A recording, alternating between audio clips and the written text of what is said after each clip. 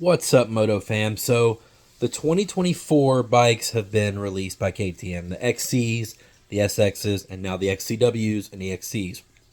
And the big news this year was the spring forks. Closed chamber, identical forks, the same design as the KYBs and Showas that have been around forever, blah, blah, blah. Everybody's obsessed with them. All the big moto influencers, making videos about how this is the best fork ever, blah, blah, blah. Everybody's going to be sucking at this teat for a long time. And I'm sure it's a good fork. I'm sure it is. I found some interesting news today in an Ian Harrison interview.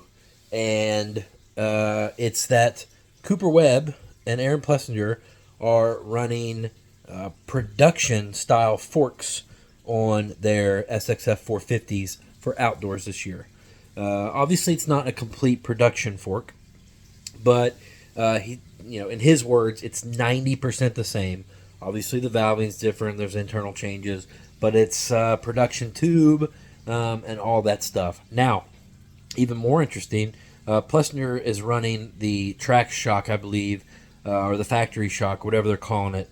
But Cooper Webb, at least as of round one, is running a production shock as well. So that's really, really interesting, guys. That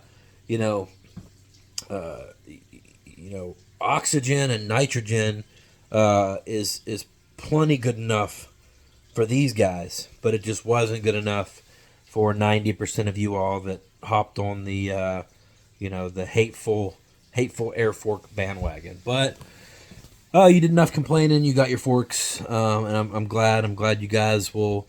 Hopefully, some of you guys that wouldn't give KTM Husky and Gas Gas a chance because you were so afraid of those air forks, will now give them a chance. They've listened to you. They give you the model. They give you the models that everybody wants. Now they're giving you the forks you want, so can't really complain there. I wouldn't be surprised if we don't see these forks also go to the motocross models. That WP said otherwise. They've said they have no plans to go away from air forks, but then they literally went away from air forks on half their models. So I thought that was really interesting that Cooper and Plessinger are running these forks. Now, he also said that the 250 guys were running like the WP 52 forks or something, which I thought was really interesting on why they would need such a drastically different fork. But that's what Cooper Webb is going to start off with this weekend at Pala, and we'll see how it goes. He might not stay on those forks in the shock, but I thought that was really something interesting to know.